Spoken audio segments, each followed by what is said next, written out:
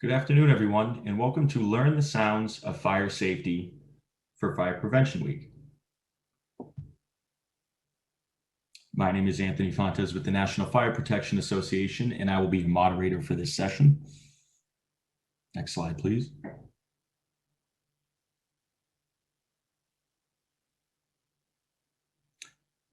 Please connect your audio by using the microphone icon you see on your slide. You can find that in the bottom left-hand corner of your screen. You can select your speakers as well. And for any questions that you may have throughout today's presentation, you may enter them in the Q&A pod you see at the bottom of your screen. So you can click on the Q&A pod and type any questions that you may have throughout today's presentation. And with that, I will now pass it over to Kelly.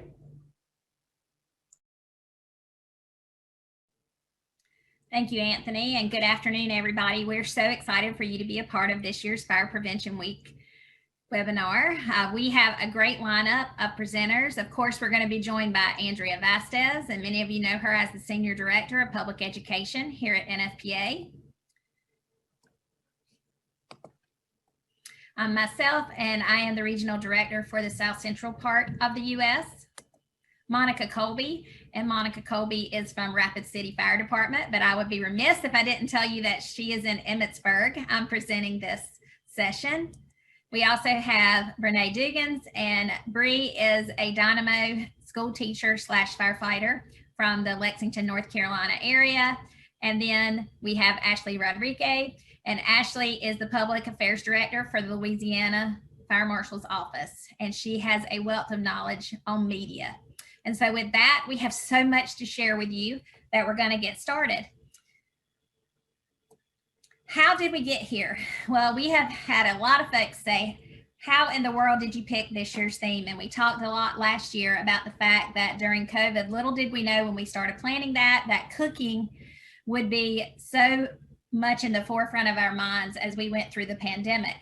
As we finished that campaign, we started planning this year's campaign. And one of the things we knew was that so many schools and workplaces were virtually connected for trainings, for everyday business. And as part of that, we started hearing from a lot of folks that during meetings for work or during school, that people's smoke alarms were actually chirping in the background. We even had times when someone had an alarm go off and they had no idea that that was a problem. So as recently as right at the beginning, right before the Olympics, there was an interview on the Today Show. And one of the Olympic athletes was doing an interview, and the entire time that she talked, there was a smoke alarm chirping in the background of this Zoom interview that she was doing.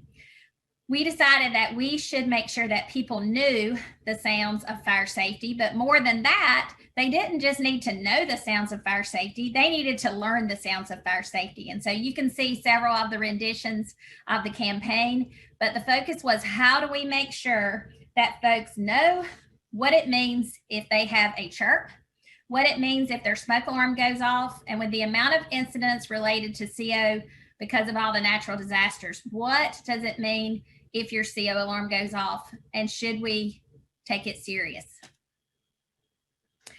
We want to take you through the website, and hopefully you know that you can find a shortcut to Fire Prevention Week at www.firepreventionweek.org. The site always launches the first part of June, and we want to walk you through the different categories within the website because there is a reason for the setup the way it is.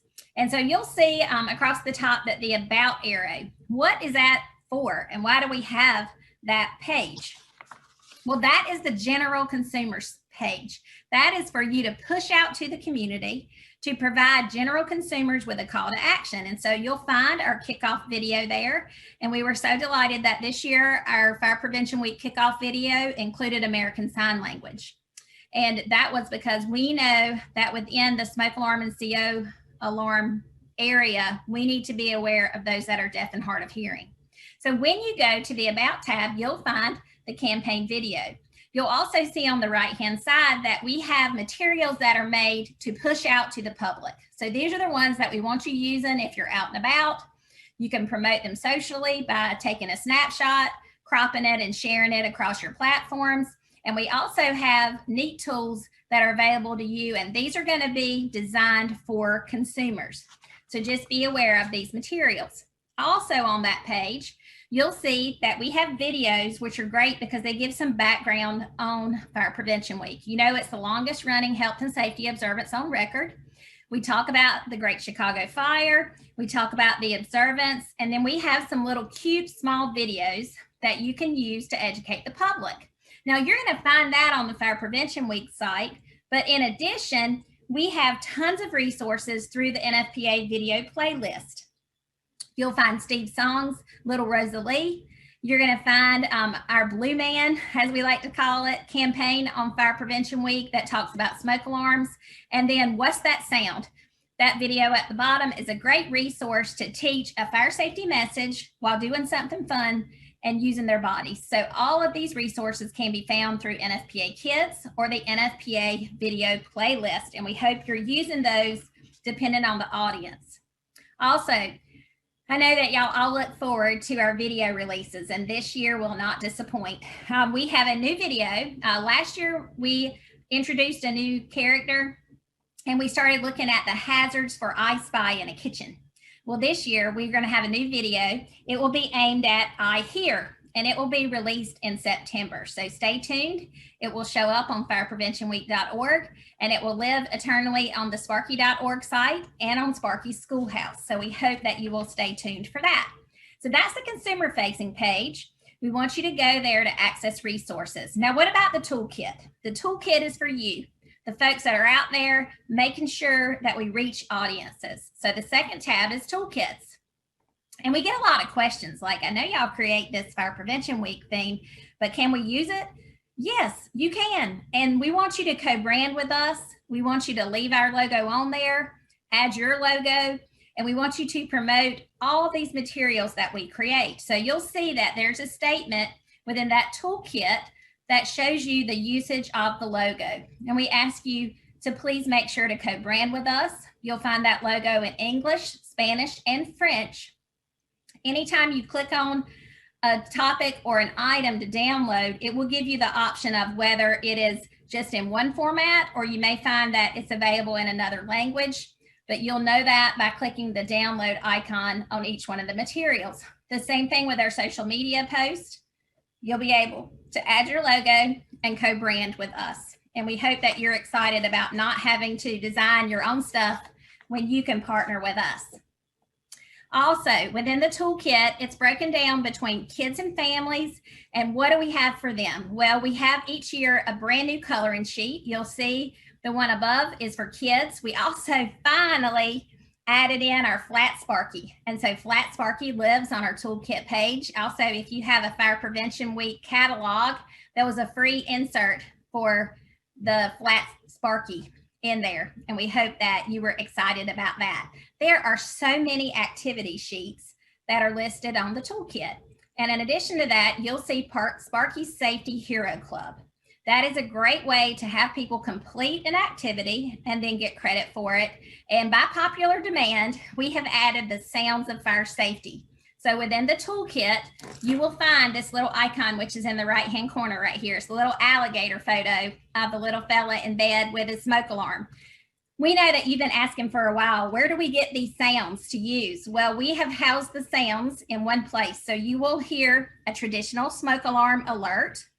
You will hear a carbon monoxide alarm, the 4 beeps, and then you will also hear a chirp that you can use to educate people on what the sounds of fire safety are. So we hope you're super excited about these materials that are all within the toolkit. Also, we have ways of sharing content really easily. And that is, have you thought about all the resources that are available online? When you go to Sparky's Schoolhouse, you'll be able to share through the digital backpack resources easily. Just within Sparky Schoolhouse, click on the digital backpack and you can share across all different platforms. We also have our choice boards. Hopefully you learned about those last year. If you didn't, these are a great way to give an independent practice for kids and then a follow-up to families on different activities. So that's fire safety at home. We also have our two PDF or e-readers, which was Annie Makes a Plan and How Much Do You Know About Fire Safety? And those are great tools across the digital platforms for you to use to educate about smoke alarms and home escape planning.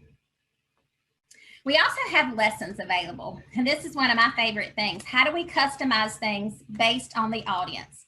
So we have a new Smoke Alarms Are Important lesson plan that you can access there. We have a family fire safety activity that you can share. And then we also have a 10-minute lesson for smoke alarms and CO alarms. So one of the cool things is we embedded the sounds here, and I wanted to make sure you knew what they sound like.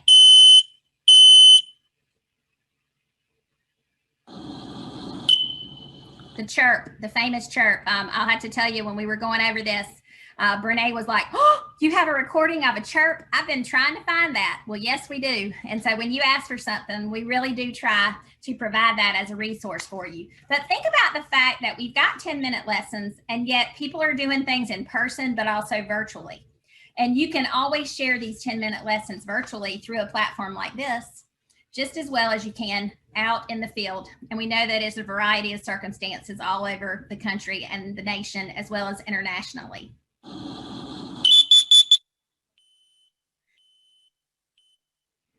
So just making sure y'all knew about that. All right, what else do we have? On the Sparky.org site, we also have additional activities that you can download. Sparky, it is his 70th birthday.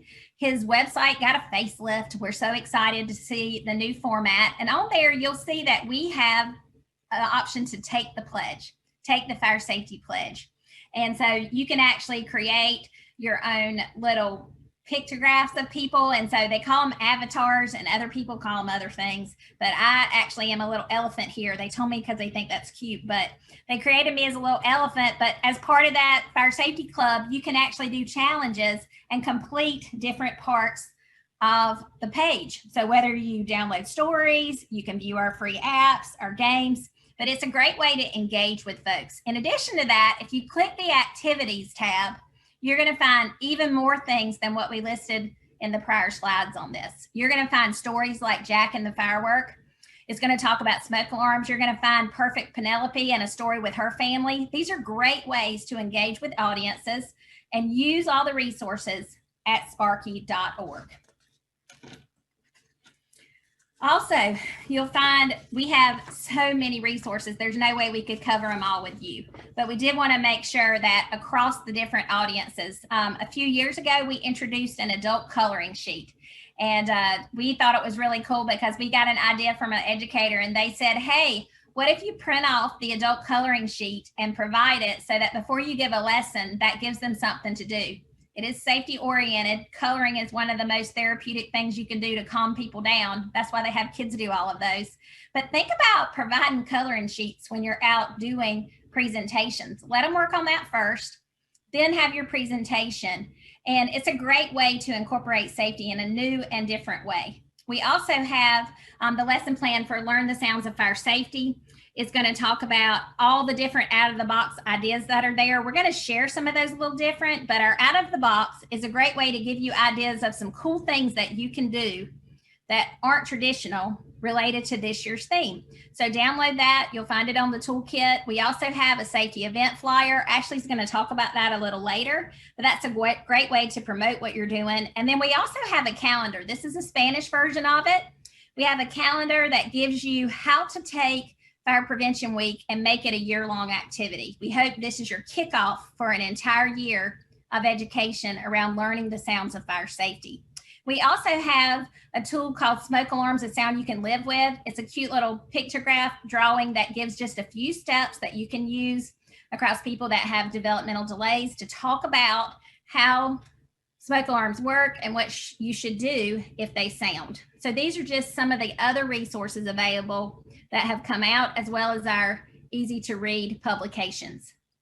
We also have French resources. I know many of our beloved Canadian friends are on here. We wanted to make sure that you knew that you can always go to the Canop store to purchase materials.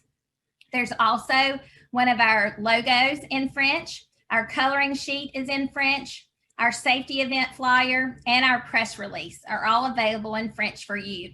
And this is a snapshot of the Canop's Fire Prevention Week kit. So we hope that you will be a part of Fire Prevention Week, and we know you'll come up with some really exciting ideas for promoting this year's theme. We also have great Fire Prevention Week materials that are for sale. This year's catalog, as we mentioned, it has an insert for our flat Sparky is actually inside of it, but the kit has actually a 100 kit has 616 items in it. So you're going to get a cloth banner. That's a change this year, is instead of the plastic banners. We field tested this and they are now cloth banners. You're going to get posters that are English on one side, Spanish on the other. You'll get bags, and you know, our bags always are mindful of choking hazards that can be created with children. So we always are thoughtful with the materials that we create. We also have Fire Prevention Week news, fire safety news. That's an adult publication. We have adult brochures. We have our kids activity sheet, and we also have our stickers and magnets. So it is chock full of tons of resources through our Fire Prevention Week kit. And we are super excited that this year, State Farm is actually providing across the US about 3,000 Fire Prevention Week 100 kits. So hopefully some of your fire departments have received those. But if not, we hope that you'll choose to purchase Fire Prevention Week kits from us for your year-long campaign. Also, the last tab on firepreventionweek.org is safety for the deaf and hard of hearing. This is a very personal issue for me. My mother has a cochlear implant and a hearing aid, and she's almost gone completely deaf. And so as a result of that, having materials and having a safety tip sheet to download, having it in English and Spanish, having additional resources available is so very important. And you'll see we have a whole publication that was revised this year for the deaf and hard of hearing, and it's in the right-hand corner. We also know that some of you may not have ever seen how a strobe or bed shaker works. And so this is actually, full disclosure, this is actually at my house. As I told you, my mom has a hearing impairment. So it uses a traditional T3 alarm and it activates this bed shaker. So I just wanted to let you know, right underneath the pillow here is a bed shaker. We put that right under her pillow so it would notify her, but I'll let you see how this works.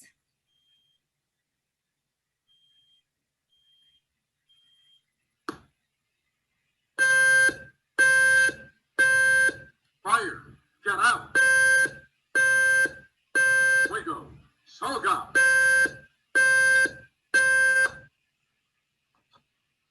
So that's how that works. It's going to use your regular smoke alarm, a T3 signal. It's going to alert this device, and then it has the bed shaker and also an audible alarm and a flash that's in it as well.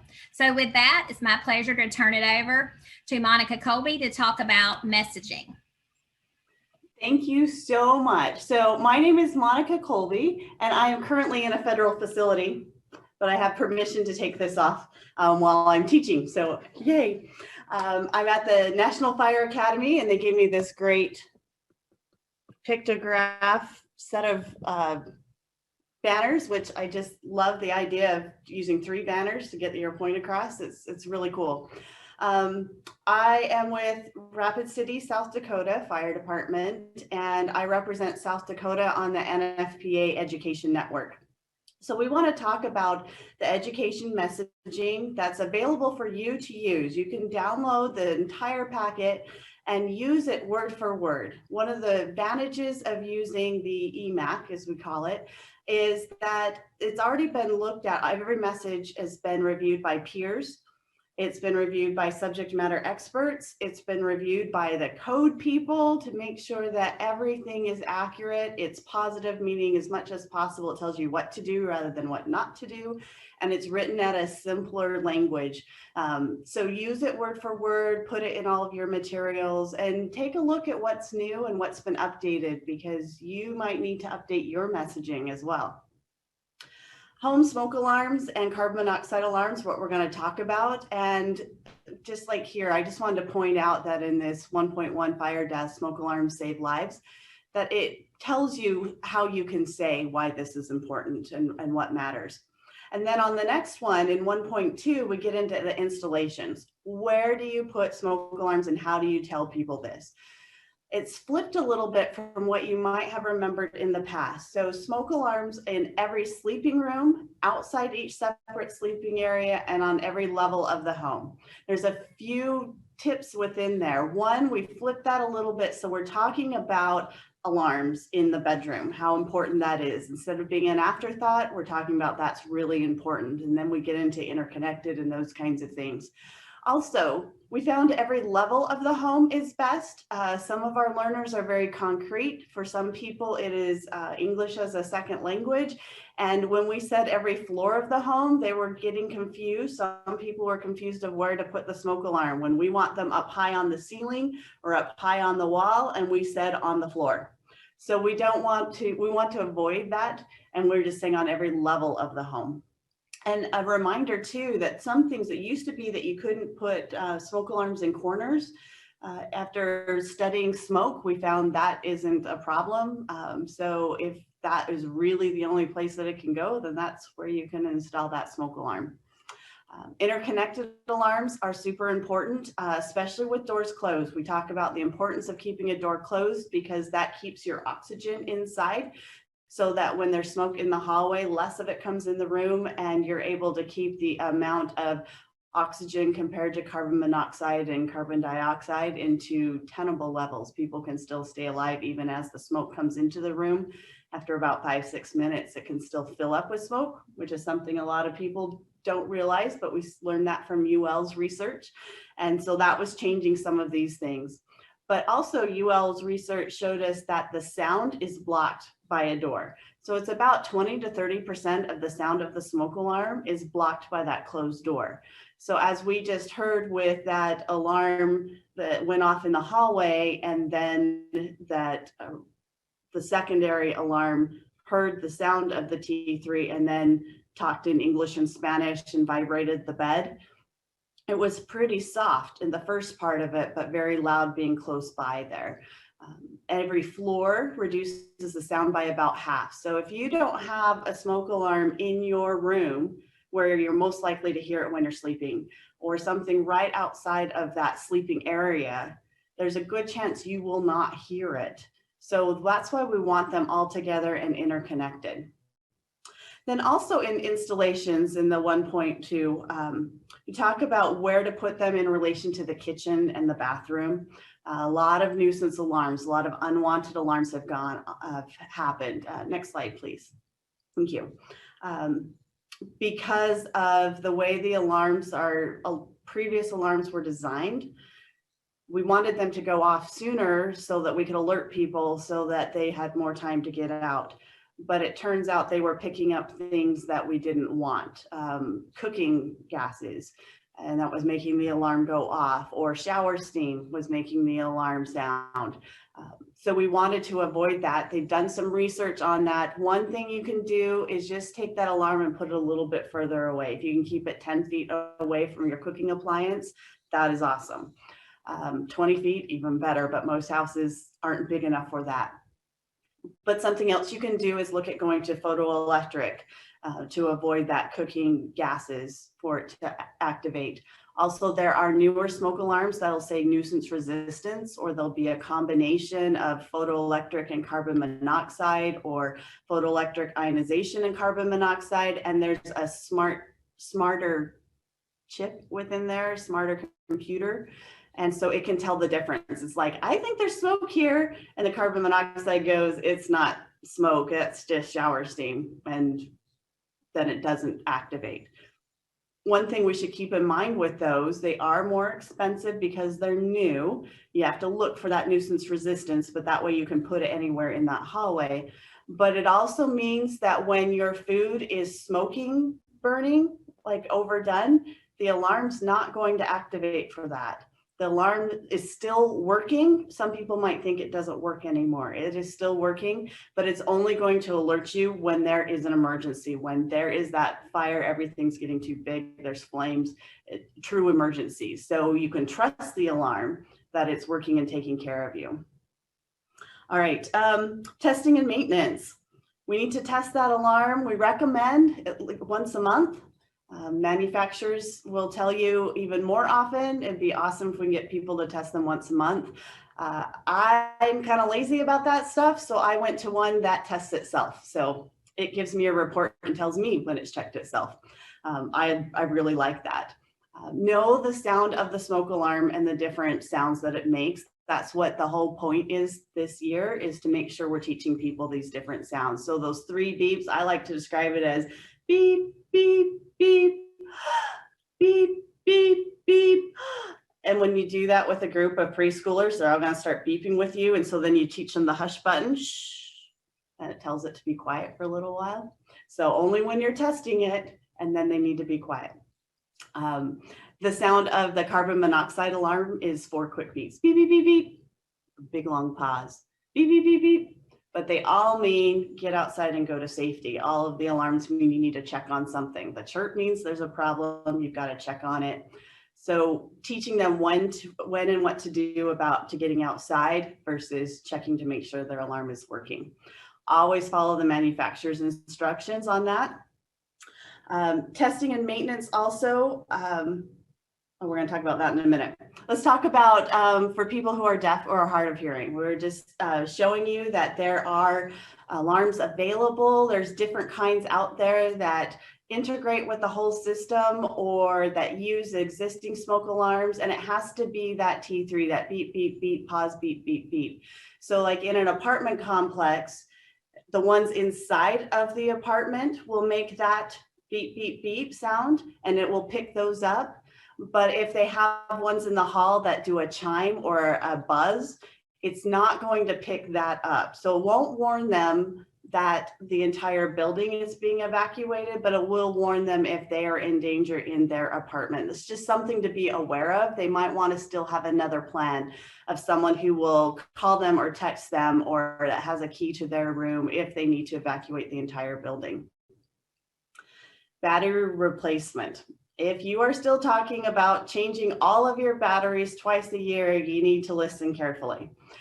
A lot of smoke alarms are now coming with long life batteries. They're coming with a lithium battery, a battery pack, something that is not meant to be changed every year.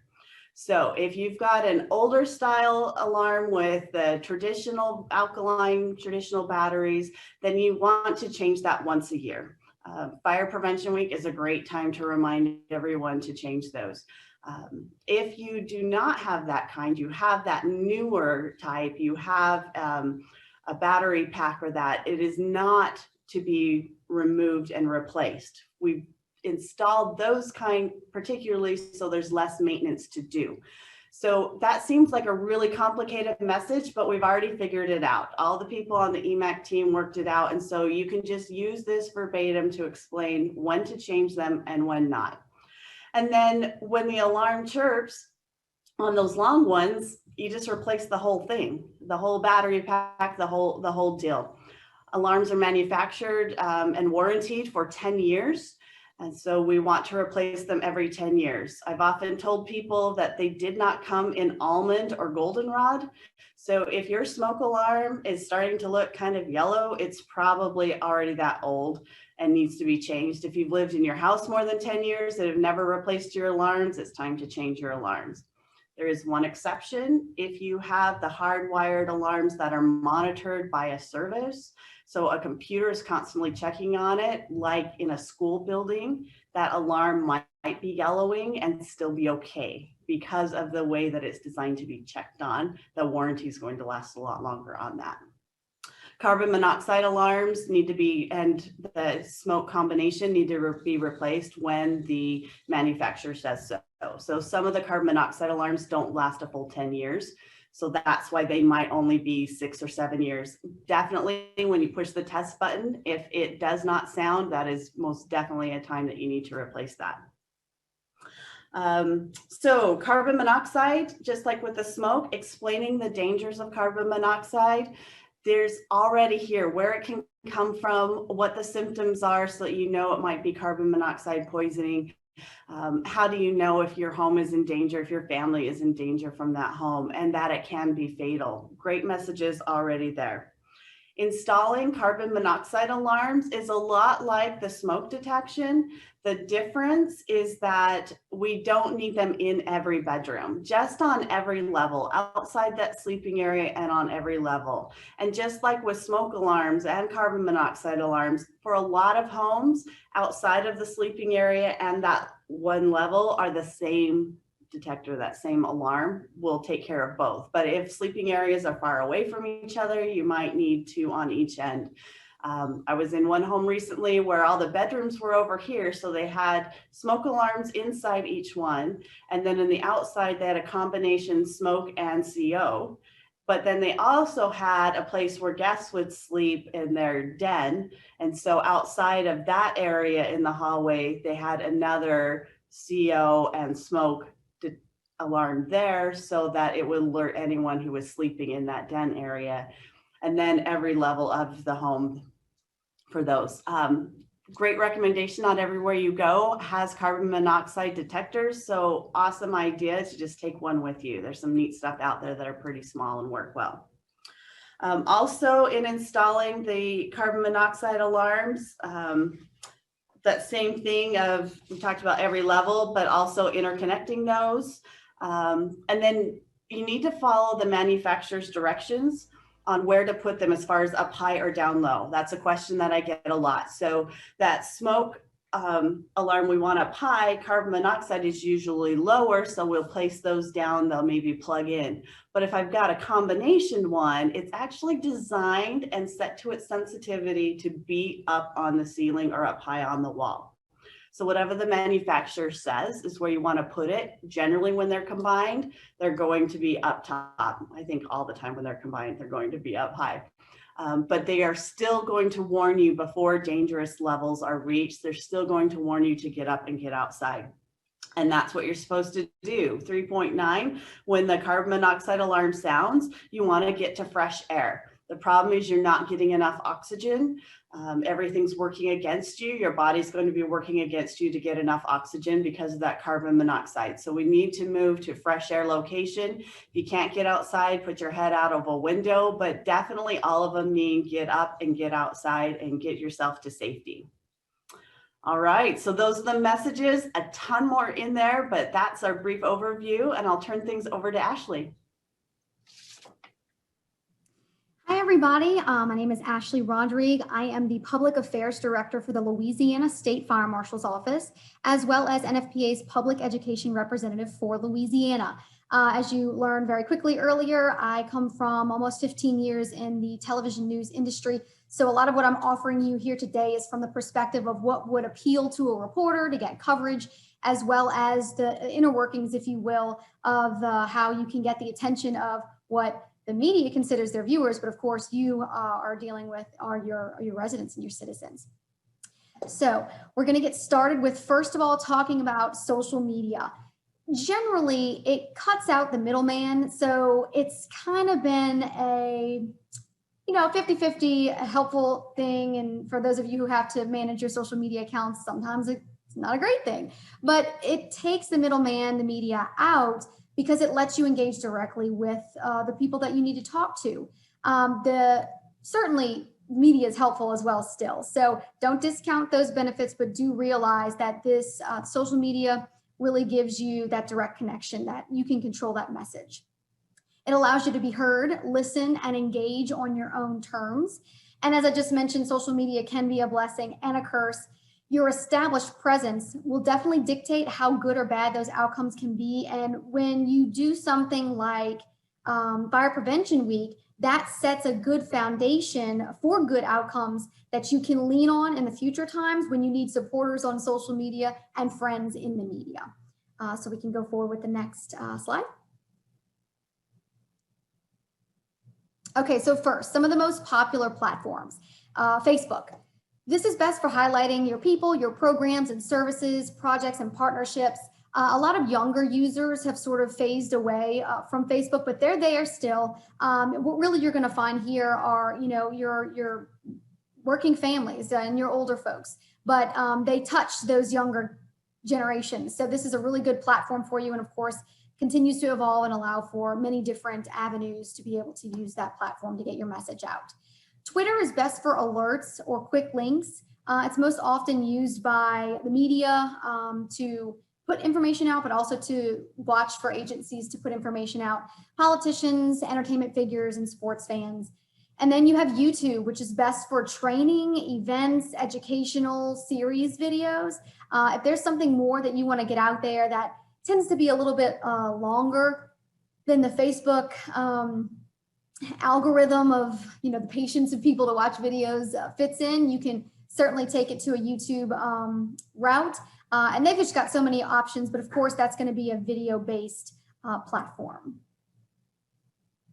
And then Instagram, that's where the younger group is, and it's certainly best for pictures, really only pictures. Now, it has evolved to become something of a video platform as well. I did have a conversation with a younger individual just last week who had information that Instagram was talking about trying to get rid of the sort of picture focus and move into the video focus. And I'm not really sure where that's actually going to go or not. But the focus with Instagram is if you want to use that platform, it's certainly where you're going to find the younger group. And that's going to be primarily when you've got good pictures, good flyers, good informational graphics to put there. And then TikTok, it's sort of the newest thing.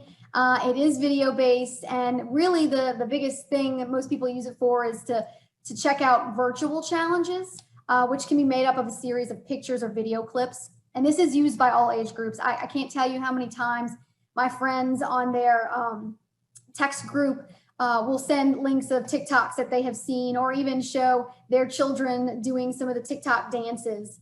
But either way, there's very creative ways to catch people's attention on TikTok because they go there to see what's getting attention so they can get attention for themselves as well. And if we can somehow get them interested in our safety messages, they will help us get attention too. Okay, so top post tips, visuals. People will, pass by just text. They want to see something that's, when you're scrolling through your feeds, the pictures, the videos, those things are what catch them. So if you've got pictures and videos, put them with your posts. Timing. This is a really interesting thing, and sometimes I see a little differentiation. But when I was in the media, obviously I was looking all the time. But I would find, and I still do find now, that most people will interact with, and that's really what gets your posts to grow with being seen. When you post it about an hour before the workday starts, I have these central times here, 6, 7 a.m. So by the time they sit at their desk, mostly around 8 o'clock, 7 o'clock, 8 o'clock, it's just now getting into their feed if they're on the front end of that algorithm. And then they might interact with it before they really start getting going with their work day. And then about an hour after lunch, people start getting ready for the day to be done, and they might find themselves drifting off to checking out social media. So somewhere between 1 and 3 after lunch is a good time to post stuff to catch their attention. And then lastly, dinner time, right around after people are done eating or they're sitting down watching TV or they've put their kids to bed, they are working in that social media and scrolling through. So I have found sometimes when I post something, I wait to post it in that nighttime, it will get double the reaction that it would have during the day. And the trick here is if they don't see it within that first hour, based on that algorithm, they might not see it for another day or two. So it's just a really tricky system that changes often, but the best way to work around it is the next part is frequency. Put something out there at least once a day. Aim for 3 posts in a day, because the more you put out, the more can be seen and interacted with, and then the more individuals you can have with eyes on your message. But no more than 5, because then sometimes you can just overwhelm the system and they won't get any messages at all. Lastly, just for safekeeping, designate at least 1 or 2 people to post, but no more than that. And utilize post scheduling options and programs. Super helpful for me as I do a lot of different things. That scheduling option, which has gotten a little bit aggravating lately since they moved at least Facebook to the Creator Studio. It makes you go there to do any kind of scheduled posts. But overall, since there's so much going on, or you got Fire Prevention Week in October and you want to set certain things for those days while you're busy doing the events while they're going on that week, that's a really great tool. And the next slide actually shows you an example of how important visuals are. You will see that these 2 posts are literally about the same topic, but one of them is getting so much more reaction than the other. It's basically about our group of folks being deployed to Puerto Rico at the beginning of last year to assist with damage assessments of the structures there following not a hurricane, there's so many of those, an earthquake. And so you'll see the one that has the pictures on the left had more than 10,000 people reached, 48 shares, 34 comments. The one on the right was just the press release that the governor's office put out about the effort, and there only had 33 reactions, 32 shares, 3,000 people reached. So pictures mean a lot. We can go to the next slide. Okay, so the best source, and I know you guys have already seen this in a couple of presentations already today, but the best source for pictures, graphics, tip sheets is NFPA's website. And I actually put a moving screenshot here for you to see everything that's there. Their toolkit specifically for Fire Prevention Week is already prepared with everything that you need, including those sounds, and I'll talk about that in a moment. But I have also found that the U.S. Fire Administration piggybacks on the Fire Prevention Week theme and will offer options as well as including GIFs and still images that I know that Monica had in her presentation that you can use as a base for making your own graphics. And I love to use all of this, whether it be just on its own or to create sort of a combination presentation from our agency. And that would be something I might be showing you next, although I'm not sure. We'll find out. Okay, yes. So these are some of the examples that the NFPA has going forward. You can actually use these as they are, or you can make your own based off of these. And that is something that I have done in the past. Some of them are made for Facebook, some of them are made for Instagram and Twitter. And of course, there's also, different languages, which will be very important to know your audience and who you need to be communicating with.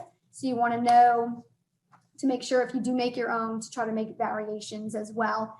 I think we can go to the next one. Yeah, might be some of my samples. Yes. So this is some examples of the things that I have created on my own. We're talking about, making sure that smoke alarm is checked once a month. Well, I had this little graphic on the bottom here that I just used a picture from the U.S. Fire Administration's website. It was a generic picture of somebody pressing a smoke alarm, and I added the words and just kind of made it a thing. So on the first of every month, in addition to some of the fire safety messaging that I do with, whether it be that graphic you see on the far right where I added our logo to it, which you can easily do, by the way. Those PDFs, those tip sheets allow for you to edit them from the website or from when you download it, and you can add your logo. Super simple. It puts it in the right size and everything looks great. You can either, make it a thing that you do once a month, just picking out either something that has been a top hazard in your community that recent month or that year, or just something that is a common practice around that time of the year. In addition, when we had the first Community Risk Reduction Week, I took their the wheel of information of ease and I made graphics for every single day. And so you definitely have the opportunity. And one of the programs that I use is PicMonkey. It's a website, but it also has an associated app. And it can be free up to a certain point and very helpful. In addition, you can see I did a post on the left that included a video. And really shortly, here's something that isn't generally very interesting to people. You can make it interesting with a video. And it was just to explain to people why it's important for things like fire safe doors. In this instance, there was a basketball game going on after hours at a school. 2 kids were leaving the bathroom to go back to the gym, and they happened to notice a fire in that classroom where you see those 2 individuals standing. When those 2 individuals, one of which is a teacher, one a maintenance person, open the door, you can see the smoke roll out. But before that, there was no indication that there was fire. So of course, it's got the self-closing mechanism, and they pushed it back closed again to contain that fire in there. And it was just a really great way for us to be able to make sort of a boring topic a little interesting. And that, of course, comes with the video. All right, next slide. Okay, and so this is another example to make, tip sheets or schedules for Fire Prevention Week of your own. I will show you shortly, of course, the sample that Kelly mentioned that you can make your own, but you can literally make your own graphic. This one year in 2018, when I first started here, I asked the fire departments to let me know when and where their events were, and I made this flyer. And then that same year, there was Arson Awareness Week that was put on by the U.S. Fire Administration, and I decided to make my own little tip sheet because there didn't seem to be anything that was nice and pretty like the NFPA usually has. So I made something here, and that's just an example. You can really be creative and make your own things. But if you don't have the ability or the time or the resources, NFPA's got great stuff ready for you. And I think that's my next slide. It's not, but we'll find it eventually.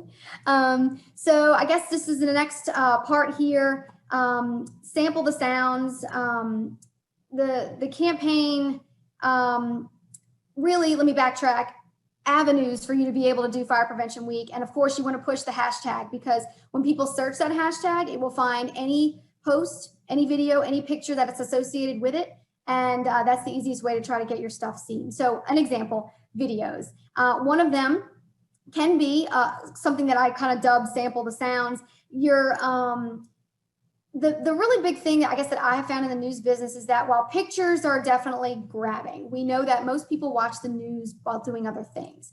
And something that will always catch their attention is sound, or even the lack thereof. And you can equate it to, if you're a parent out there and you hear a loud crash while your kids are playing or somebody crying, you stop what you're doing, you see what's going on.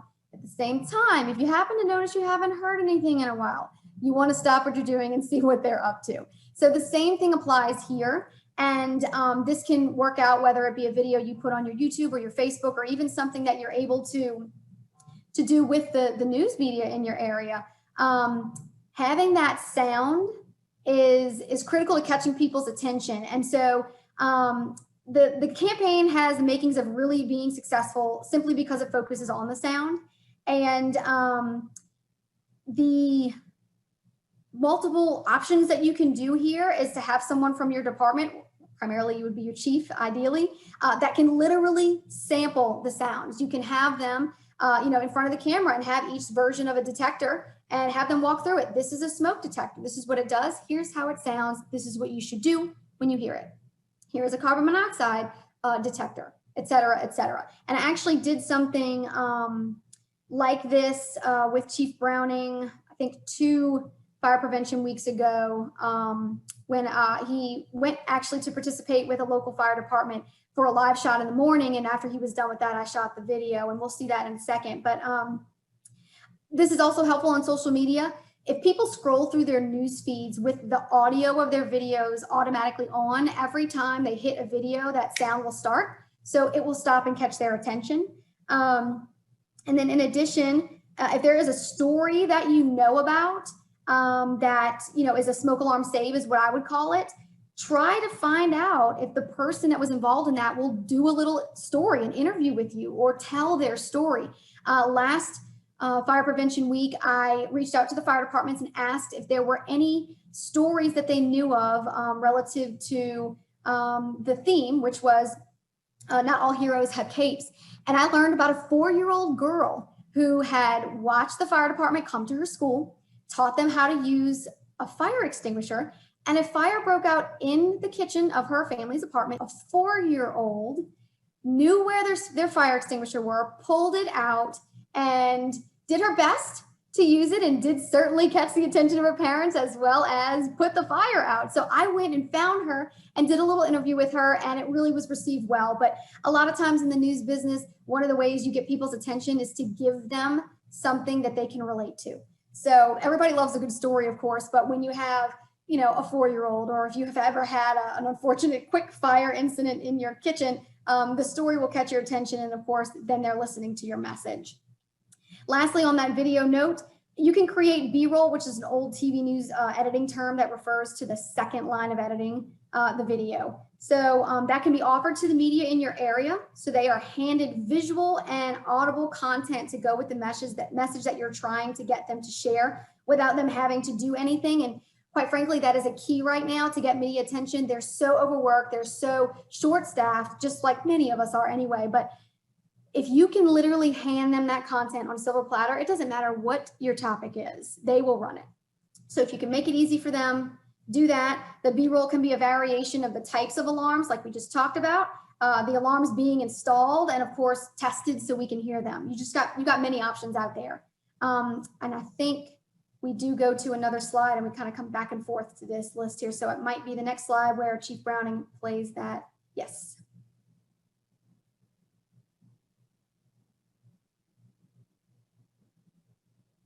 Well, we didn't hear it, but I had him in the middle of the video. You'll see we put it on our YouTube on the left side, and it was a Fire Prevention Week message. Oh, it might play now, maybe. It's fine. We all know what it sounds like. And so in the middle of the message, of course, I had him talking, but then I decided as I edited through to make a silent pause and then the sound. So if the pause didn't catch their attention, the sound would.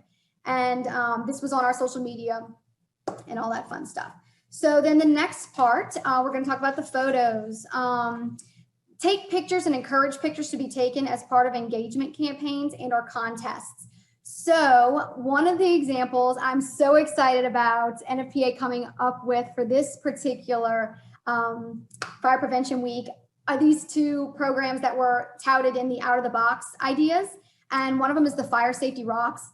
That spoke to me because as a reporter, there was a group of parents and kids that started, you'll see here it says St. Tammany Parish Rocks, that started a Facebook group and just started decorating rocks and then would hide them places and then share sort of hide and go seek type tips, if you will, or I'm not coming up with the words of what this is, scavenger hunt, there we go, type of tips on the page.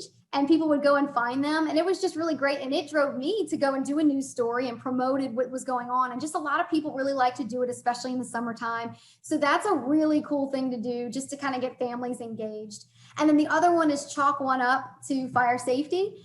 And this one can really do a lot. As soon as I saw this, I went and took my son's sidewalk chalk and I went outside and I made this. And it was so very simple. And this can really, really be effective when it comes to not only giving families something interactive to do, but you can get schools engaged with this and almost make like a competition.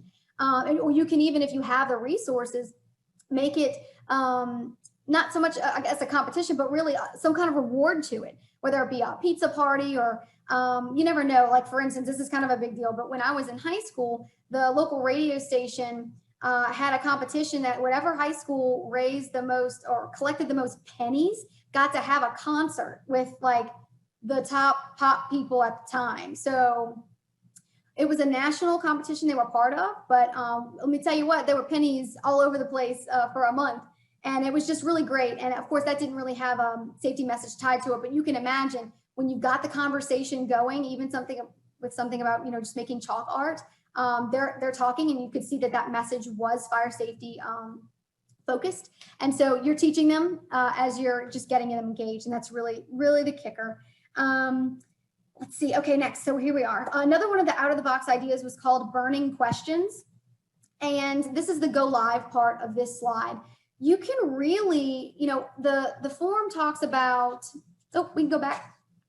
Not done with that one yet. The forms talks about doing a video or asking people to submit their questions on social media and then shooting a video to answer them later. And you can do that, or you can do a Facebook Live question and answer, and you can promote for a couple of days beforehand that your fire chief or your fire prevention officer is going to be available to have a Facebook Live conversation on a particular topic, and just encourage everybody to come on there and engage in your community and have that burning questions, any questions about fire in general, fire departments, fires, responding, anything at all. And of course, the goal when you want to answer is to make sure you always include some sort of tie back to week or a fire safety messaging. And the out of the box toolkit that NFPA has on their website gives you some more ways to work around that. You can also do with this Facebook Live, you can get around that Facebook algorithm. The Facebook Lives always go up to the top, they stay at the top, and if one person's watching it, Facebook will tell their friends that this is on and other people are engaged in it and watching it. So that can really grow your reach as well. And you can also have someone managing the Facebook Live to type out the answers to the questions for the deaf and hard of hearing community. So be sure to check that out as well. And you can pitch to your local TV newsrooms about getting you on a live segment where you can bring those sample alarms, and you can even play a little game if you want with the reporters and the anchors to ask, you know, put one of the alarms, have them close their eyes and press one of the alarms and see if they can identify what kind of alarm that is. And these things, again, it's going to catch the attention of all those families that are running around trying to get ready in the home in the morning. And it'll catch their attention and they'll pay attention and they'll learn something for the minute that they stop just to see what's going on. So definitely take advantage of those morning and noon shows.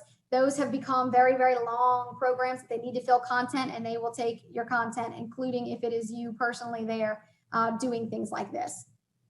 And then next slide. Other ways to get the media engaged is by making the catchy flyers for your events. And this was something Kelly mentioned earlier, and I mentioned briefly. Instead of making your own flyer, you can actually go onto NFPA's website right now. The original that they offer you is there on the left. And then the one that I created from that very easily is the one in the middle. And then you can do even more if you want to. You can put your logos on it. You just got a lot of options, and NFPA offers you very simple ways to make things your own, and it's super helpful, especially for folks who don't have the resources or the time, or have just a lot to do for programs like this. So then we'll go to the next. Okay, also one of the things that is suggested are traditional news releases. So NFPA offers a sample news release, which you'll see here on the right. I actually have taken sort of as the format and then made it my own. And what I made sure to do for this is to highlight parts of where you have seen highlighting. I put the local numbers, local and state numbers, because I'm on the state level, just to give them some national numbers that NFPA provides, and then a look at local, because I have found that if I don't include that, somebody's going to call anyway and ask. So I make sure to do that on the statewide level, and generally they'll call and ask for their particular region later, but that's fine. In addition, the highlighted area talks about what I am going to be offering them, the media, during this week. So I am telling them about the topics and the type of content they're going to get, whether it's going to be graphics or it's going to be video, where we're going to be publishing it, whether it's, on Facebook or YouTube. And I always do this. I mentioned that B-roll before, but I always do anything that's pictures or video. I make a special Dropbox link. If you don't know about Dropbox, it's wonderful. It's basically like its own little cloud to store information, high data information, if you will, objects. I'm running out of words today, into Dropbox to be able to share it. And I'll make that media file available in that press release email. I'll send them that link so they can go into that folder at any time they want. When they see something interesting on social media and they want to make it their own or use it, they can go into that Dropbox link and they can download anything that's associated with it. And that goes for flyers too. You can put that in there. Okay, and one of my last, go back one more. One of the last tips is that make something fun to follow. And that would be that virtual challenge I was talking about relative to TikTok, but you just want to do things that make it fun. And one of the best ways, as I mentioned, is that virtual challenge. And probably one of the first big ones most of us can remember, I think that was probably 6 or 7 years ago, was that ice bucket challenge. If y'all remember that you'd have somebody go and dump a whole bucket of ice water on their heads, and then once they were unfrozen, they would call out 3 to 5 people to do the same thing. And of course, at the time, that was to raise money for ALS. But of course, this concept can be used and changed around to promote Fire Prevention Week and the topic of the sounds of safety. And when it comes to some of these virtual challenges on TikTok, if you don't know what TikTok is, and I'm speaking a foreign language, or even if you do, I have been able to find that you can simply go to YouTube and search how to make a TikTok video. And there's great sample videos to show you how to use this program. So definitely look into it if you're interested in reaching out to that younger crowd, or really anybody interested. But whether it's TikTok or Facebook or Instagram, you can come up with creative ways to challenge your audience to play along, which in turn gets traction for the Fire Prevention Week messaging. One example is to do a quote, step to the sound. So if you are on TikTok or you use TikTok, you know that one of the biggest draws is the music that comes with the videos. So in this instance, you can make one of these TikToks or Insta stories that challenges people to come up with a quick dance move to the sound of their smoke or CO alarm test button. Y'all, this is silly, but it's what gets the message out. Just make it fun, make it silly. You can have someone in your agency have that sort of background video that TikTok offers with, the sound of a particular alarm, either in their hand or somewhere else, and they can come up with a quick little dance move, and that will then encourage other people to do the same thing, and then you're getting going and possibly viral. It'll give people a call to action while getting them to ensure their alarms are working, number one. Number two, recognize that they don't even have a home alarm to use for this TikTok challenge, which could be a super benefit, number two. And it'll be catchy enough that this is likely something that will spread and get that message out further. Another one that you can piggyback on, one of the NFPA graphics that says, hear the beat, move your feet, which is kind of what I use to make my chalk art, which can be the name of the game above that we just talked about, challenging people to come up with a quick little dance move, or it can play into some of the viral TikToks that highlight people's reactions or lack thereof. I'm not sure if anybody saw this, but they had a TikTok challenge that was going around where families kids and moms would act like the mom was asking the kid to do something and the kid would talk back. And the whole TikTok challenge was videoing the dad to see how the dad would react to the child disrespecting the mother. And so that kind of went bad ways sometimes. Sometimes it was really funny, but that can sort of be the same thing here if you tried that TikTok challenge, but you never know. So just really lots of options out there is basically what I'm getting down to. They have, let me see, I'm looking at my notes here. The last clip of that video example would be, to show a thumbs up or a thumbs down based on how, it can start off with somebody pressing the button. The second clip of the video would be what their family does to react to the sound. And then the third can be whether it's a thumbs up or a thumbs down, whether they did the right thing. And obviously we know the right thing would be like to get out. But I have a suspicion that might not always be the reaction. So the most important thing about any challenge is the hashtag. I mentioned this earlier. This helps people play along, which helps make the hashtag trend, which then helps put the challenge on the radar of those not yet engaged with your pages or messaging. But that will jump on board. And because you've got something fun for them to do, they'll spread it. It's very primitive, I know, but this is where we are these days with our friends and family. So we can go ahead to that last slide.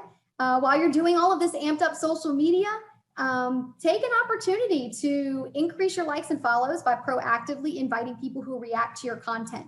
So specifically on Facebook, you can see here my example is I had on this particular post, there were 39 reactions. So when you actually click on the reactions, it'll break them down for you and show you who gave you what reaction. And you see there on the right side, I've got several people that have already liked the page, but then you've got some that I had to invite.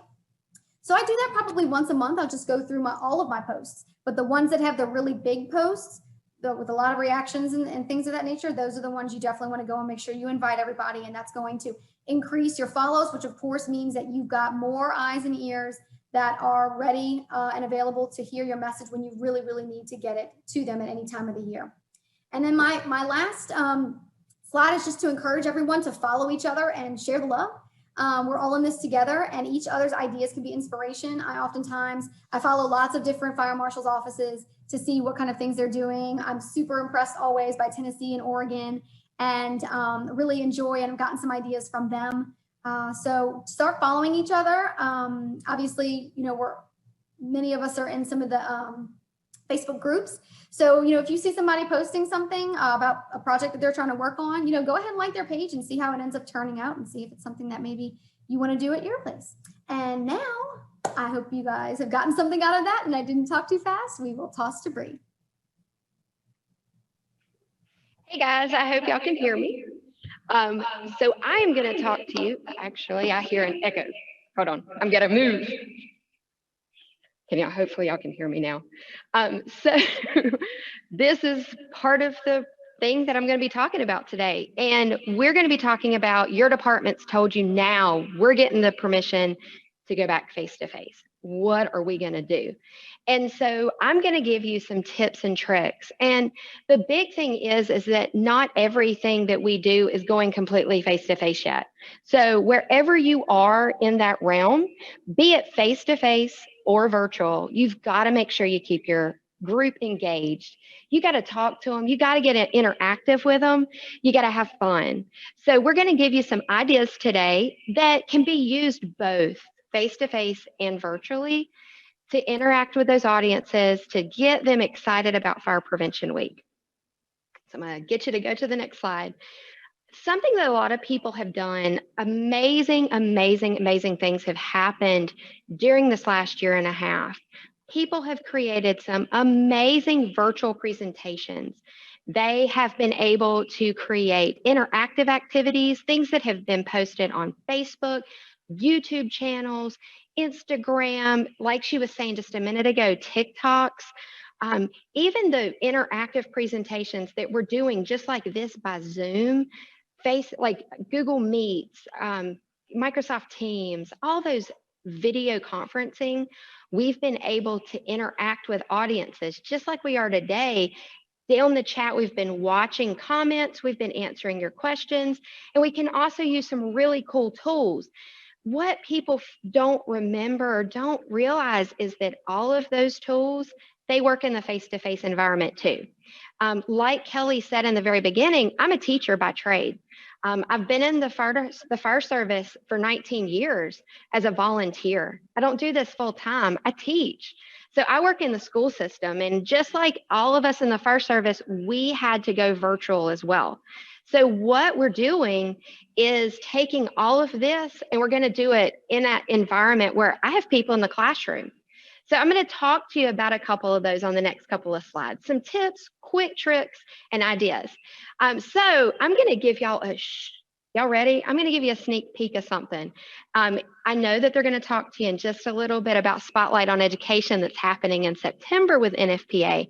What you may not know is that I'm going to be doing one of the presentations on hyping up your presentations, going into this virtual world. How can we do both virtual and face-to-face? And what can we do to spice up those? Well, don't forget that these presentations, we can do at the same time. We can use the same tools. And this is actually a set of slides that I'm going to be talking about then. This is an interactive one talking about the sounds of fire safety. And it's a quick 10-minute lesson that teaches kids about, do you know those sounds? And as you can see, I have my Bitmoji on there. You'll be able to change it out with yours. And Sparky's on there asking, hey, do you know these sounds? And as the kids, if I'm in a classroom and imagine I have a smart board or Promethean board, any kind of interactive board, I can have the kids go up and I can actually have them press the smoke alarm on the board and it's going to activate. So are they testing the alarm and they hear it actually go beep, beep, beep? Or do they hear that chirp, chirp, chirp?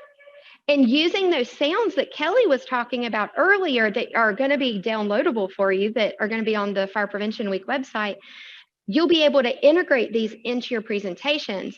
This one right here, actually, just like Ashley talked about, using the social media icons and the messaging. If you see on the slides down on your right, I'm using straight from the Fire Prevention Week website, that messaging. So as they hear that beep, when we go to the slide and talk about, well, what does that mean for us? I'm using the exact same social media imaging to teach the message. Biggest thing here is NFPA has so many of those cool images already created for us. We don't have to recreate the wheel if we don't want to. And sometimes in the setting like I am, I don't have the time to recreate all of this stuff. So I'm just going to use what I can get my hands on. So just if you are excited about stuff like that, remember, don't recreate what you've already done. Just like I said, there are tons of activities on the Fire Prevention Week website. I last year took a ton of what we would normally do is printable, and I turned them into interactive activities that I could share digitally with families. Well, what's really cool going back in, all of those are still usable. Those kids can still have that paper version they take home, but those digital versions work on their Promethean boards, their smart boards, the interactive boards. They can go up. We can put them up on a screen. And even if all your department has is a projector, throw it up on the wall. And as the kids tell you or the adults tell you where they would like you to go next or what they'd like you to click on, it's still interactive. So there's awesome things. Just like I mentioned before, all of the social media images, the flyers, use them in your presentations. That is the easiest thing. I just drop them in. I don't have to worry about recreating those messages. I just put them in there. And just like Ashley was talking about, I use the EMAC and those images. I post those and I use them to schedule. Scheduling on social media is a lifesaver. I also use the sparky.org website, and Kelly talked about it in the very beginning, and I use it both virtually and face-to-face. I post links. I give those to teachers if they are going to be studying about community helpers, if they're doing fire safety. I will send them links that they can use in their classroom. But when I go into the classroom, I'm going to use those activities as well. And it makes my life a lot easier. So imagine, I'm going to give you a setup. We go into elementary schools sometimes, and they want us to meet with like all of kindergarten through like third grade. Well, I don't have enough time to do that all in one day. Or I need to split up groups while we're doing that. And a lot of times we'll set up stations.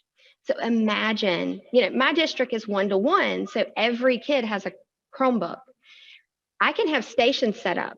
We could have one firefighter at the board in a classroom doing home escape planning, and they could be drawing out their escape plans. I could have another that has their kids with all their Chromebooks, and they're using the Sparky website and doing the Sparky's like safety club, letting the kids do the activities to earn the badges. And then I can have another group as they rotate come out to our fire truck, where I have another guy that's going over the truck or doing the turnout gear with them. And so I can use that to my advantage to be able to split up the groups to be a little bit more manageable. So it makes it easy and it's exciting. And then you can give the kids something to take home that they can use too with their families. And they can go back, hey, Mom, did you know these activities that I saw? This website that we did, it was so much fun. Can I get on it after dinner? And so then you're still reinforcing that message even when they go home. You can go to the next one. Kelly mentioned about Sparky being in the catalog this year. I've worked in elementary, middle, and high school, and at elementary school, we have Flat Stanley. So the kids have read those books a lot of times, and they know the concept. So I loved it when NFPA brought out the Adventures with Sparky, because we can use this both print and digitally. So if you're a face-to-face, give them copies of this. Let them color and let them talk about where can they take Sparky. You can give them just regular everyday things that they do, but talk about what safety aspects they can integrate. So you could have a feature on social media of where's Sparky? And you could have your guys around the station have Sparky, that flat Sparky, and showing safety measures around the station. And then ask, hey, is your flat Sparky doing anything too? Can you show us how you know where your meeting place is? And you could have people post images to social media using a hashtag that you can see those as well. You could do safety Saturdays, and each Saturday have some kind of safety message that you want Sparky to do with families. So the families would have the Sparky, they would, have them cut out, and they would post images as well, or they would, type in what their the response is to what the safety message is. All of that makes it fun and interactive. I also love Flipgrid. And so the same idea could be done with Flipgrid, which is a video discussion board, and it is free for educators. So it's really easy to use. Doing it in a flip hunt, they get a list of all of these activities, and then we can have them post pictures. Same with like if we're doing Goose Chase, there's an app that the kids can use that's like a my brain just went poof, just like, how you have those days. It's like a scavenger hunt. And to prove that they did it, they take a picture. And so it's the same concept. Flipgrid, Goose Chase, they're fun activities. I also partner with teachers. Even with this one, you could partner with teachers and integrate this, especially if you can pair up with curriculum-based stuff. In North Carolina, we have a couple grade levels that we can easily integrate in, especially elementary when we're talking about community helpers. There are, the methods of heat transfer in science. Even at high school, we do fire safety and fire extinguishers, so some of our classes. So integrate and work with your teachers, even at the elementary levels with Flat Sparky. And then even doing home, like the family safety checklists. Even going back to that safety Saturday, you could have a checklist that you give to the families that has that big list of things that they could do as a family with Sparky. They could already have their pictures, but they don't know what order your safety Saturday is going to be. So when you post that theme of, do you have a home escape plan? Post Sparky with your home escape plan for your family, or post a picture of your meeting place, or have you checked your smoke alarm batteries this month? Have a picture of Sparky helping hold the end of the broom handle to test the smoke alarm. The families would post those pictures at that point, but you could give the list to them ahead of time. Somebody asked me what program I use when I turn printable resources into interactive. And I use a couple different tools, but a lot of times for me, I use Google. I use things like Google Docs. I use Google Sheets or Google Slides a lot for my interactives. And last year for Fire Prevention Week, I have slides that post that show how to do that. And they're on my website. And a lot of those are on busybeebree.com. And the stuff from NFPAs that showed how I did that is on there from last year. So I can put that in the messaging for y'all too in the slides. Another couple things, one of the things that I really liked was last year, people were so innovative with their drive-throughs, especially for Halloween. So many of us couldn't do events like we're used to interacting with the community, and they did drive-throughs. Well, we can still, some of us are still pretty locked down with our ability to get out completely into classrooms and into the community. And so those drive-through events are still totally okay. So imagine still having a group come through for the drive-through events. When you hand them something, the bags, the goodie bags, the flyers, have information on how to access your virtual resources. It could be you have activities on your website. It could be that you have activities on your YouTube page with videos. It could be that you're doing a flip hunt, and that's how you're giving them the details on how to access that flip hunt. But give them something. I use QR codes a lot. And so I may have a QR code that takes them to the instructions for an activity. Another that I really liked from the out-of-the-box ideas on the NFPA Fire Prevention Week website this year was drive-through outreach. Imagine, almost like when people would do drive-bys for birthday parties during COVID, driving into a community and like a cul-de-sac neighborhood and post on your social media accounts, hey, we're going to be in this neighborhood on this date, stop by the clubhouse and meet us. And so it could be, even if you're not able, somebody said something about not letting you hand out anything, put a big banner on the side of the fire truck if you're going to be driving through that has the QR codes on it. Let people, all they have to do is scan it with their phone. They don't even have to take a picture of it, and it will take them somewhere. And so you could have a whole page of those handouts that you would normally give them in real life digitally. So you could do that drive-through, or if you are allowed to hand out something, give them a bag that has that stuff. One thing that I thought about that I love the videos on the NFPA website. I would love doing this drive-by thing to have some of those songs playing in the background out of the truck, like blaring out of the speakers. And so some of the messages are so much fun. Imagine doing a drive-by outreach and having a dance party with the firefighters, talking about the safety messages, because so many of those songs are interactive. Well, I can do that same thing in the classroom. I can play those videos and those songs and get people moving, talking about, fire safety, testing your smoke alarm, the gear, all that stuff. We could do all kinds of fun dance party stuff with the guys. Like I said, using QR codes, they're an easy way to get your message out. It could be posted on banners. It could be posted on flyers. Just making it a quick and easy way for them to access your materials. So many of us have created recorded videos. Don't let those go by the wayside. Even the videos we've recorded during COVID, we can still use when we're in a face-to-face classroom. Those are fun, they're interactive. Show those on the screen as you're going. Still include the interactive presentations and activities. I'll use a lot of tools like Minimeter, Kahoot, quizzes. I use a lot of things to interact with my audience, even in a face-to-face environment. And so you can do those virtually and face-to-face. That's the big thing, is make it fun, make it a game, make it interactive. YouTube Live, Facebook Live, posting things on Instagram. I loved Ashley talking about the Q&A stuff. That's huge.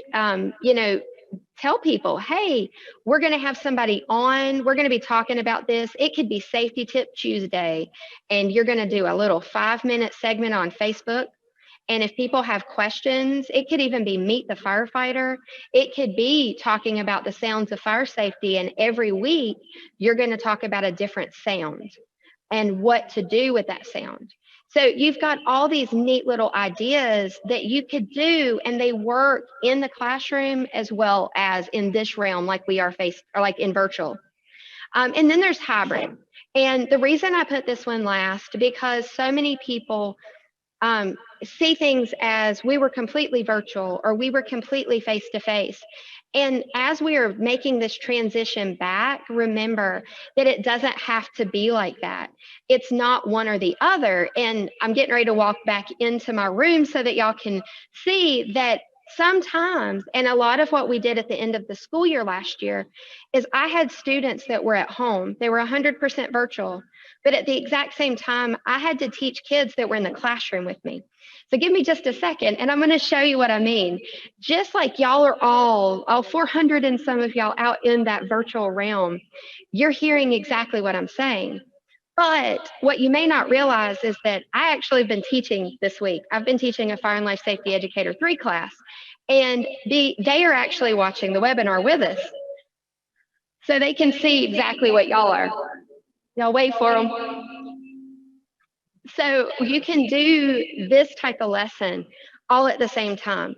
And so you can have people in a classroom with you, and you can talk to a virtual group at the same time. And so many people, they may have a health reason they can't come out and do a face-to-face class with us yet. We have people that may not physically be able because of some type of disability. We may have people that schedule may not allow for them to come. It may be family constraints. And now that we have opened up so many opportunities for that virtual interaction, don't just shut it off completely. Remember that we can still offer face-to-face and that virtual option for us. If you're interested in more, I'm so excited because in just a second, Andrea's going to be talking about Spotlight on Education.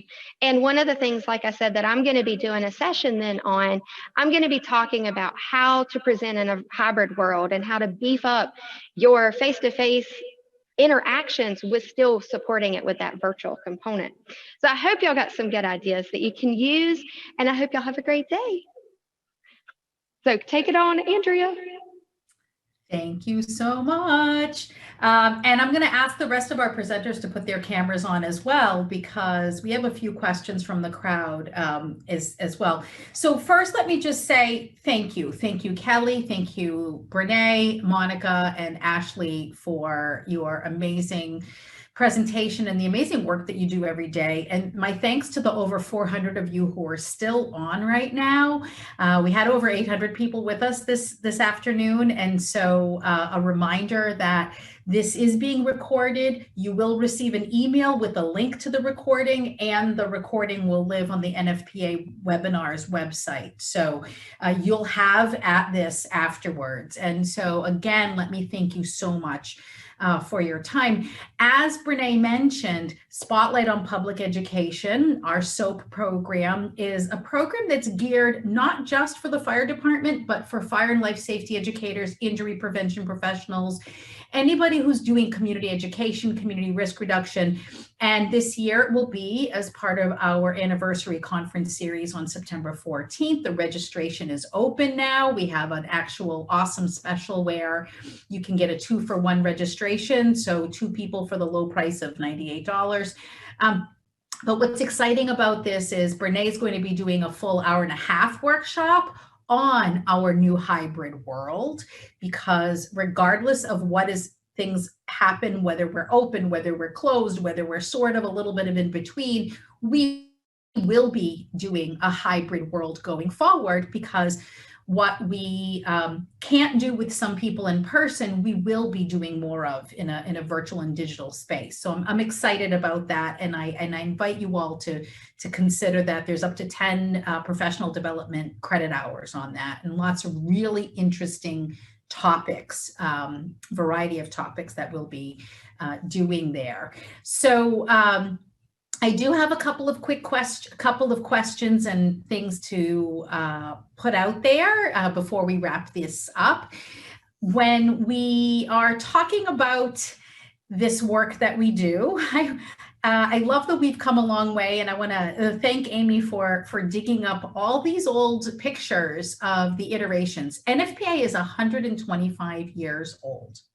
125 years NFPA has been looking at fire, electrical, and related hazards. Sparky turned 70 this year, and Fire Prevention Week is in its 99th year. Next year is our 100th anniversary of Fire Prevention Week. We've been at this a long time. The fire problem changes over time. The technology changes, life changes. It's one of the reasons why your jobs are so important and so valuable, because you already play multiple roles in your community, and you are constantly being challenged to flex, to evolve, to pivot, to change, and you do it. And you do it because you know that that's what's so important for your community. And so for that, I want to just thank you again, because that's what's so exciting about this field, is it never gets stale. We solve a problem, there's 10 more waiting for us. And that's really why we're here. And so from the ecosystem, from NFPA, I just want to thank you all for this great opportunity that we've had together, and some really great questions out there. Again, you'll have this as a link afterwards. A couple of key questions about smoke alarms that came up a few times, which is that if smoke alarms last 10 years, is it from the date that they're manufactured or the date they're installed? Kelly, can you give us a quick answer on that? Yeah, I can. Clear as mud, though. Unfortunately, there is no magic wand, and that is that some manufacturers are from date of manufacture and not date of installation. So it is manufacturer specific, and we can't just do a broad stroke and say, we say 10 years, but we would say it may be from manufacturer date. I know First Alert is from manufacturer date, but yet Kidda is from date of installation. So it varies by manufacturer, and then there are other brands on the market. So that is the correct way to describe it, is it depends on the manufacturer. Great, thank you. And we have a question on finding information on the types of technology for people who are deaf, hard of hearing, especially bed shaker alerts and strobe lights. Where should people go for that? Well, definitely on the NFPA website, looking for people with disabilities. Other things to look for somewhere in your community are people who work specifically with people who are deaf or hard of hearing, and also people with traumatic brain injuries. They can be a great resource for what other devices are out there and available. But the safety messages, I go to the webpage on NFPA. Thank you. One of the things I want to remind people, because we got a lot of questions to, is where you find all this stuff, right? Firepreventionweek.org, fpw.org. We have the about pages, the toolkit pages, the resources, and the shop. So So much of this is free and available to you. We know what these budgets look like. We know that, we're here to be able to support the fact that you may often have limited budgets. But we also have a shop button, because the other questions that we got a lot of were, well, what's the best value? What would you recommend? And so I recommend you take a look at the catalog and see what matches what your community needs. I will say our Fire Prevention Week in a Box is always a bestseller because it has the most of different kinds of things all in one. And so you have a little bit of everything for everyone. Always worth it, though, to take a look at our activity booklets and our coloring books and things like that. And of course, no Fire Prevention Week is complete without your Sparky stuffed doll. And I'm in the office today, so I don't have my Sparky with me because he's at home with me. So the question for Ashley is, how do we go about gaining more followers? So we use social media to let people know what's going on, but how do we get more people into our social media channels?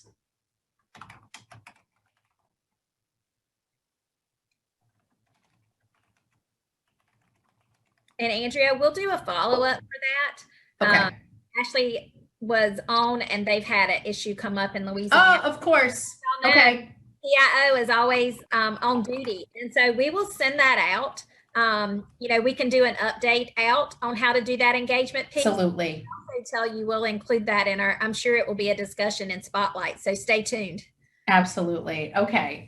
So that was really where the majority of the questions came in. Feel free, if there's any others in the chat, trying to move things around here. I think that the key here, because now we're at 3:30, is do what you know. You know this better than you think you do. You know your community. You're the one serving your community every day. And we're here to provide that wide variety of materials for you. And please just keep going at the website. Reach out to any one of us. You're always welcome to use the education@nfpa.org for that. We got some great questions today. We had a lot of really nice engagement, and we've had people from all over the globe here today, which I'm just so excited. So I can't thank you enough. And Kelly, Brene, Monica, if there's anything else that you want to wrap up with, I can let everybody go on with their day. Thank you, Andrea. Thank you to all the presenters. That was fantastic, as always. If anyone has any further questions or comments, they can refer those to, they can email those to custserve@nfpa.org. For more information on all of NFPA's upcoming webinars, you can see those at nfpa.org/webinars. And as Andrea said, a recording of this webinar will be made available. You can expect an email notification when it has been posted. And on behalf of the National Fire Protection Association, all of the presenters and myself, thank you for joining us today. Have a great day, everyone. Thank you.